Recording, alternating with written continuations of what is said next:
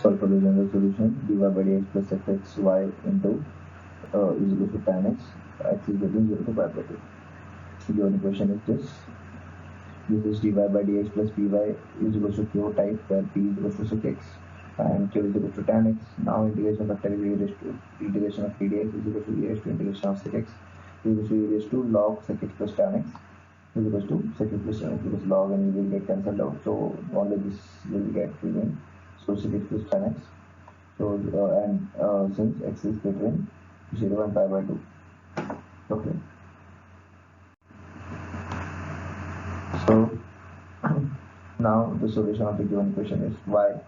Integrating factor is equal to integration of q into integrating factor dx. So y sec x plus tan x, integration of sec x plus tan x into tan x dx. Let's see, so y sec x plus tan x is equal to integration of sec x tan x plus tan x square x dx is equal to c. So y sec x plus tan x is equal to sec x plus integration of x square minus 1 dx is equal to c.